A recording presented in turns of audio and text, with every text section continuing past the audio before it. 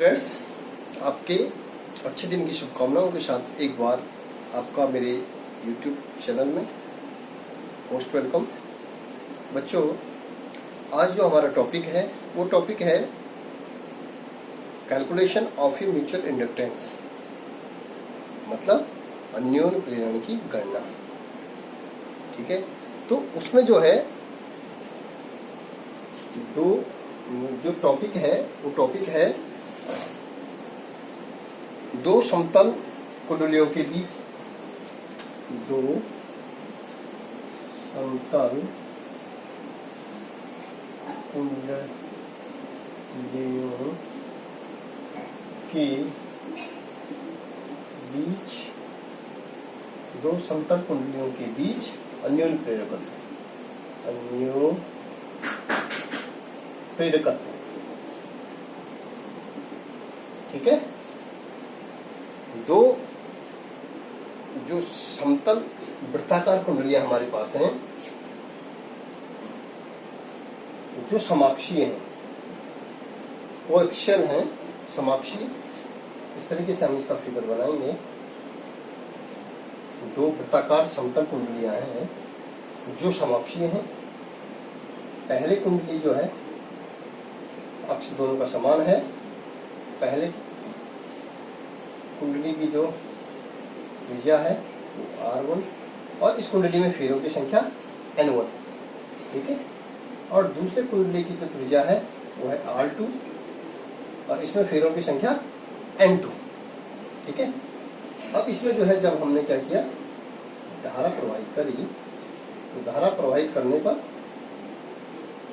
जब कुंडली में धारा प्रवाहित करी तो धारा प्रवाहित करने पर इसमें जो है इस दूसरी कुंडली के, जब ये जो प्राथमिक कुंडली है ये द्वितीय कुंडली है, तो प्राथमिक कुंडली में जब हमने धारा प्रवाहित करी, क्योंकि इसमें फेरों की संख्या क्या है, N1 है, तो इसके केंद्र पर जो चुंबकीय क्षेत्र होगा वो होगा V1 बराबर V1 जो हो जाएगा, केंद्र पर जो चुंबकीय क्षेत्र हो जाएगा μ0, फेरों की संख्या इसमें N1 और धारा इसमें क्या बह रही है, I1 धारा बह रही है, I1/2 R। ठीक है, क्लियर है। अब जब इस कुंडली में हमने धारा प्रवाहित करी तो धारा प्रवाहित करने पर जो द्वितीय कुंडली है जो कोएक्सियल है, इस द्वितीय कुंडली में चुंबकीय फ्लक्स में जो परिवर्तन होगा वो होगा φ2।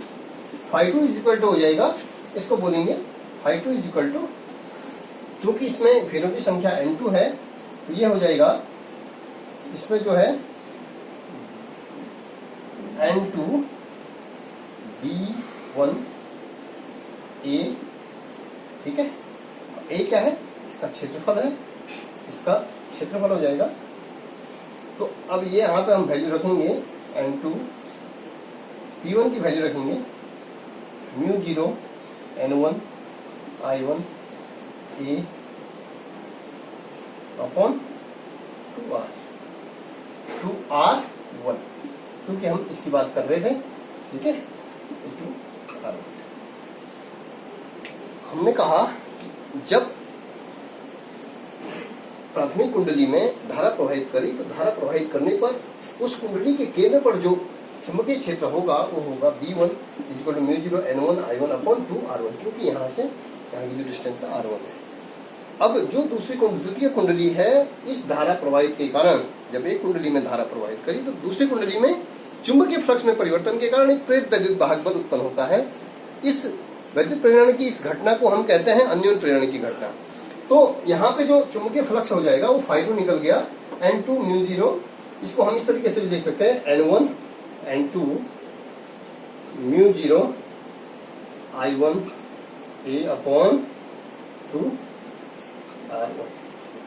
ठीक है, अब हमने निकालना क्या है, अब हमने जो है इस दो समतल कुंडलियों के बीच अन्योन्य प्रेरकत्व निकालते हैं। अब अन्योन्य प्रेरकत्व क्या होता है, M is equal to φ2 upon I1। ठीक है ना, φ2 इज इक्वल टू क्या हो जाएगा, I1 अन्योन्य प्रेरकत्व की घटना मैंने आपको बताई कि जब किन्हीं दो कुंडलियों में से एक कुंडली में धारा प्रवाहित करी, तो धारा प्रवाहित करने पर दूसरी कुंडली में चुंबकीय फ्लक्स परिवर्तन के कारण एक प्रेरित विद्युत वाहक बल उत्पन्न होता है, जिसके कारण एक प्रेरित धारा उत्पन्न होती है। विद्युत चुंबकीय प्रेरण की इस घटना को अन्योन्य प्रेरण कहते हैं, एम। और ये एम क्या है, अन्योन्य प्रेरकत्व हो जाएगा। और अन्योन्य प्रेरकत्व ये आपका हो जाएगा Φ2/I1। अब दूसरी कुंडली में जो चुंबकीय फ्लक्स में परिवर्तन हुआ था, ये है N1 N2 μ0 I1 A/2 R1 upon I1। क्योंकि I1 जो है इसके हर में, तो ये यहाँ चला जाएगा, इसको हम लिख सकते हैं N1 N2 μ0 I1 A/2 R1 into I1। I1 से I1 क्या हो गया, कैंसिल हो गया। तो हमारे पास जो वैल्यू बची वो हुई M = N1 N2 μ0, ठीक है, μ0 A/2 R1। अब विशेष कंडीशन क्या होती है, अब चूंकि हम किसकी बात कर रहे हैं, चुंबकीय फ्लक्स में परिवर्तन इस द्वितीय कुंडली में हो रहा है, तो इसका जो क्षेत्रफल हो जाएगा वो हो जाएगा πr²। चूंकि r क्या है, R2 है, तो हम इसको लिख सकते हैं N1 N2 μ0 πr2 का स्क्वायर अपॉन 2r1। ओके।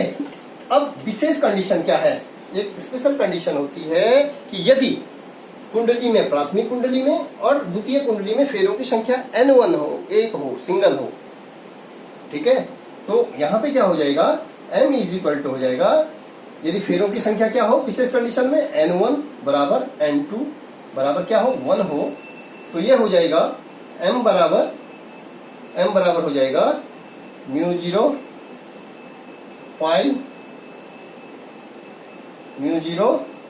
पाई R2 का स्क्वायर अपॉन 2R1। ये जो है आपका निकल गया, दो समतल कुंडलियों के बीच अन्योन्य प्रेरकत्व निकल गया। ठीक है, ठीक इसी प्रकार से जो हमारा निकल जाएगा, ठीक हमारा इसी प्रकार से निकल जाएगा कि दो समाक्षीय परिनालिकाओं के बीच, दो समाक्षीय परिनालिकाओं के बीच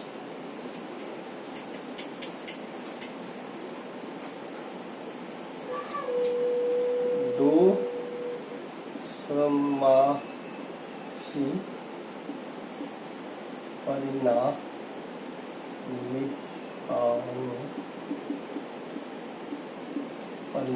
के बीच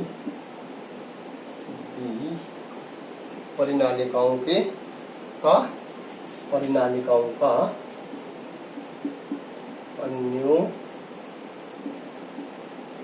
अन्योन्य प्रेरकत्व। ये कंडीशन इसमें भी सेम वही है कि दो समाक्षीय, हमारे पास मैंने चूंकि बताया जो परिनालिकाएं होती हैं, माना ये परिनालिका है जिसमें फेरों की, जिसकी लंबाई क्या है, L है, इसमें फेरों की संख्या N1 है, ये हमारा परिनालिका है और इसमें फेरों की संख्या N1 है। इसके बीच में एक छोटी परिनालिका लिपटी है इस तरीके से, जिसमें इसमें फेरों की संख्या पहले वाली में N1 है और दूसरा जो बीच में, इसमें फेरों की संख्या क्या है, N2। जो बीच में सूक्ष्म में जो है छोटी परिनालिका इस पे लिपटी है। ठीक है, तो परिनालिकाओं का जो अन्योन्य प्रेरकत्व, तो पहले हमने कहा कि जब इस पहली वाली परिनालिका में I1 धारा बह रही है और चूंकि इसमें फेरों की संख्या N1 है, तो हम कहेंगे इसके परिनालिका के बीच में जो चुंबकीय क्षेत्र हो जाएगा वो B1 हो जाएगा। B1 बराबर क्या होगा, μ0 N1 I1 अपॉन F, प्रति एकांक लंबाई में फेरों की संख्या, किसकी, प्राथमिक कुंडली में। हम इस तरीके से इसको लिखेंगे। अब जब इसमें धारा प्रवाहित करी, पहली वाली परिनालिका में हमने धारा प्रवाहित करी, तो दूसरी परिनालिका में जो हमारी ये जो सूक्ष्म परिनालिका बीच में है जिसमें फेरों की संख्या N2 है, यहाँ पर चुंबकीय फ्लक्स में परिवर्तन हो जाता है और वो हो जाएगा φ2 इक्वल टू हो जाएगा N2B1A। ओके, ए क्या होगा, परिनालिका चूंकि बेलनाकार है उसका क्षेत्रफल आपका A है, ठीक है। तो ये हो जाएगा φ2 इक्वल टू N2 की वैल्यू हमारे पास N2 मीन्स फेरों की संख्या, B1 की वैल्यू हो जाएगी μ0 N1 I1, ठीक है।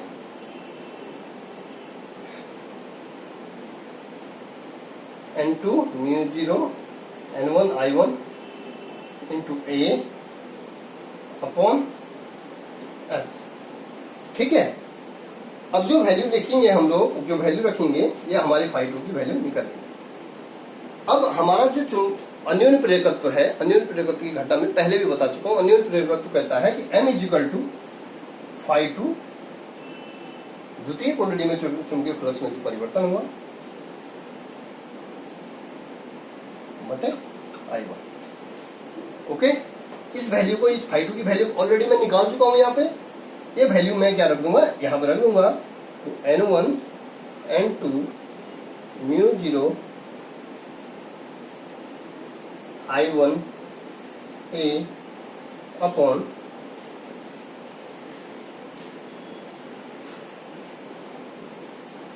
I1, ठीक है। L भी है, L अपॉन I1, I1 हो जाएगा। तो इस वैल्यू को हम यहाँ पे, ये I1 जो है ये अन्योन्य प्रेरकत्व हो जाएगा N1 N2 μ0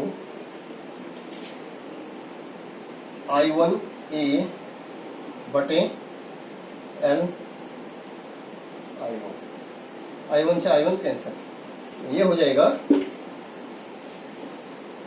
M is equal to N1 N2 μ0 E upon F। ये जो है दो समाक्षी परिनालिकाओं का अन्योन्य प्रेरकत्व हो गया। M is equal to N1 N2 μ0 E upon L है। तो बच्चों ये जो है हमारा, ये निकल गया, ये जो है दो समाक्षी परिनालिकाओं के बीच जो है अन्योन्य प्रेरकत्व निकल गया। तो बच्चों मुझे उम्मीद है कि आप लोगों की समझ में ये टॉपिक आया होगा। धन्यवाद।